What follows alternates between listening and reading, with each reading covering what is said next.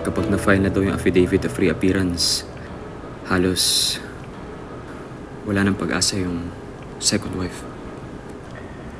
Second wife. Yun yung tawag nila sa akin, second wife.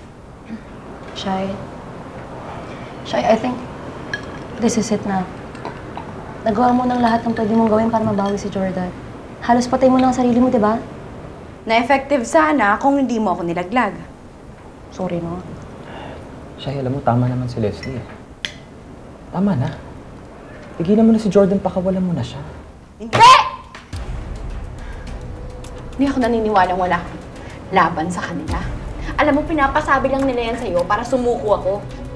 Para ma-discourage ako. Pero hindi. Hindi nila ako mapapasuko. Titigil lang ako kapag umuwi na sa akin yung asawa ko dahil sa akin siya! Akin si Jordan! Uy, Shai, kumalma ka.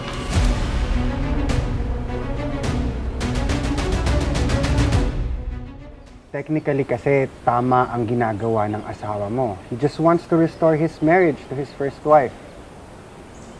It may take a few months para bumaba ang final na papeles.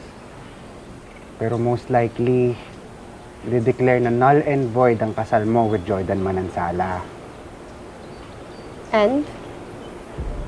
Yun lang? Attorney, I'm sorry pero hindi yan yung gusto ko marinig sa inyo. Ayaw ko na ma-terminate ang kasal namin dalawa ni Jordan. Attorney, imposibleng wala akong magagawa dito. Biktima ako. Kasal kami ni Jordan, legal wife niya din ako. The truth is, wala pang naging ganitong kaso eh. Yung pinaglalaban ng pangalawang asawa ang marriage niya. Mas ibahin mo ako, attorney. Kasi hindi ako tulad ng iba. Mahal ko si Jordan at ipaglalaban ko siya. Hindi ko siya isusuko. Kaya please, parang awa mo na tulungan mo ko. Do something. Anything. Ilaban mo yung kaso ko.